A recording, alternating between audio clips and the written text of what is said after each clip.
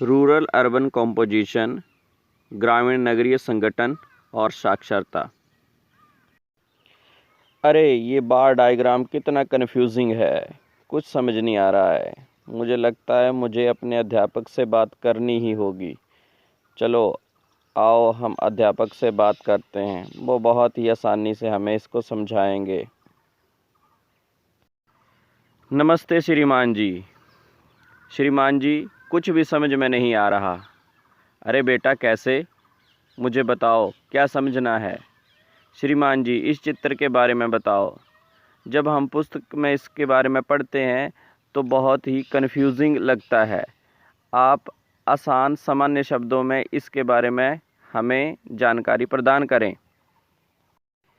बेटा, इस चित्र के बारे में समझने से पहले आपको ये जानना होगा कि पूरे संसार में विकासशील और विकसित देश हैं, developed country and developing country. आओ इनके बारे में जानते हैं। आओ सबसे पहले हम विकसित देशों की बात कर लेते हैं। न्यूजीलैंड, फिनलैंड, कनाडा ये डेवलप्ड कंट्री हैं। नीचे इनके मानचित्र और इनके फ्लैग दिए गए हैं, इसको अध्ययन करो। आओ थोड़ा सा जान लेते हैं इन देशों में कैसा संगठन पाया जाता है, कंपोजिशन कैसा पाया जाता है। इन देशों में गाँव का हाल जानते हैं। गाँव में ज़्यादातर पुरुष मिलते हैं क्योंकि सारा का सारा काम जो है एग्रीकल्चर का वो मशीनों से किया जाता है, तो पुरुष ही मशीनों को संचालित करते हैं। और शहरों में स्त्रियों की संख्या ज़्यादा मिलती है क्योंकि यहाँ पर वुमेन एम्पावरमेंट है, यहाँ पर रोज़गार की बेहतर सुविधाएं हैं और सुरक्षा भी बहुत अच्छी प्रदान की जाती है महिलाओं को। तो इन देशों में महिलाओं की संख्या शहरों में ज़्यादा मिलती है। हमें ये याद रखना है, हम अध्ययन कर रहे हैं कंपोजिशन रूरल अर्बन एरिया में कौन ज़्यादा मिल रहा है। चलो एक कदम और कंपोजिशन देख लेते हैं डेवलपिंग कंट्री में, विकासशील देशों में। तो बहुत सारे विकासशील देशों के चित्र आपको दिख रहे होंगे मानचित्र के साथ। सबसे पहले जिम्बाब्वे है, नीचे अफ्रीका में देखो इंडिया है फ्लैग के साथ। नेपाल आप जानते होंगे, भूटान और श्रीलंका भी इसमें शामिल हैं। इन देशों के बारे में जानना आपके लिए कोई नई बात नहीं होगी, आपको पता ही होगा। आपके गांव में महिलाओं की संख्या ज़्यादा होती है क्योंकि हमारे यहाँ पर महिलाएं कृषि कार्य में संलग्न होती हैं। और शहरों में रहने की लागत बहुत ज़्यादा होती है, तो महिलाएं शहरों में थोड़ी कम रहती हैं। और सुरक्षा की दृष्टि से भी इन देशों में महिलाएं शहरों में कम रहती हैं, गाँव में ज़्यादातर महिलाएं निवास करती हैं। अब दूसरी ओर देख लो, गाँव में अपने गाँव का उदाहरण ले लो। बहुत सारे आपके गाँव के लोग दिल्ली, मुंबई, चंडीगढ़ ऐसी जगहों पर बसे होंगे। क्यों बसे हैं? रोज़गार की दृष्टि से। भाई वहाँ पर रोज़गार बहुत अच्छा मिलता है, वो पैसे कमा के गाँव में भेजते हैं। ये सारी की सारी चीज़ इसी से जुड़ी हुई है। तो विकासशील देशों में हमने देखा गाँव में महिलाओं की संख्या ज़्यादा, वो इस कारण यहाँ पर कृषि कार्यों में महिलाएं लगी होती हैं। शहरों में पुरुषों की जनसंख्या ज़्यादा क्योंकि रोज़गार के अवसर शहरों में अच्छे हैं। डियर स्टूडेंट, आओ इस बार डायग्राम का बहुत बारीकी से अध्ययन करें। सबसे पहले हम डेवलप्ड कंट्री लेंगे। डेवलप्ड कंट्री में कनाडा है, फिनलैंड है, न्यूजीलैंड है।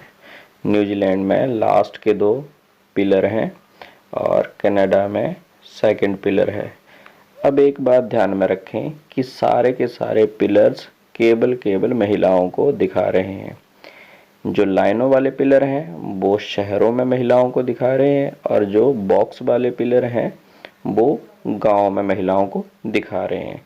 और जो पिलर के ऊपर लिखा है 1071, 900, ये महिलाओं की प्रोपोर्शन दिखा रहे हैं कि 1000 पुरुषों के पीछे कितनी महिलाएं शहरों में हैं या गांव में हैं।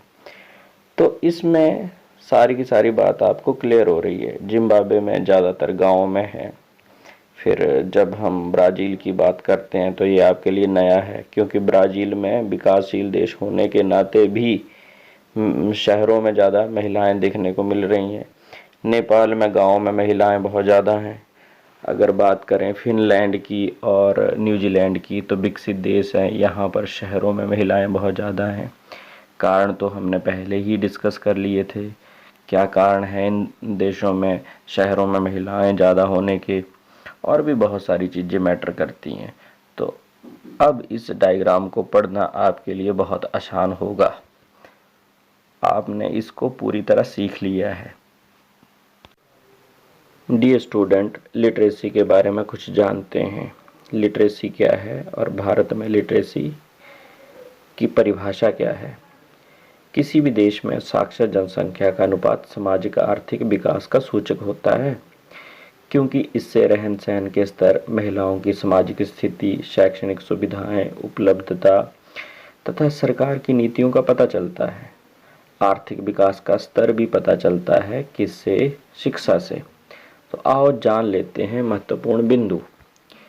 7 वर्ष से अधिक आयु वाला कोई भी जनसंख्या का व्यक्ति किसी भी तरह का, चाहे पुरुष हो चाहे महिला हो, चाहे 7 साल के ऊपर का कोई भी बच्चा हो, जो पढ़ और लिख सके, दोनों चीज़ें, राइट एंड रीड, और उसके बाद कुछ अंक गणितीय समझ भी होनी चाहिए। अंक गणितीय समझ क्या होती है? जैसे आपको मैंने 20 रुपए दिए, आपने जाकर 10 रुपए का सामान लाना है, तो आपके पास कितने पैसे वापस आएंगे। तो इतना तक अगर अंक गणित कोई कर सके या छोटे छोटे गुना और भाग कर सके तो उसे हम लिटरेट कहते हैं। 7-year age, who is able to read, write and have the ability to do arithmetic calculation with understanding can be say literate। यहाँ आपको एजुकेट और शिक्षित आदमी के बारे में भी थोड़ा बताना जरूरी हो जाता है। साक्षर व्यक्ति पढ़ लिख सकता है, परंतु शिक्षित व्यक्ति समझदार होता है, उसको पता होता है कि समाज में मैंने किस तरह का व्यवहार करना है। तो एजुकेटेड मतलब ये होता है पॉजिटिव चेंज इन नेचर। धन्यवाद श्रीमान जी, सब कुछ समझ में आ गया। प्रिय विद्यार्थियों, अगर कोई समस्या हो तो YouTube चैनल पे जाके आप मुझे संदेश भेज सकते हैं, मैं आपकी समस्या का पूर्ण समाधान करूँगा।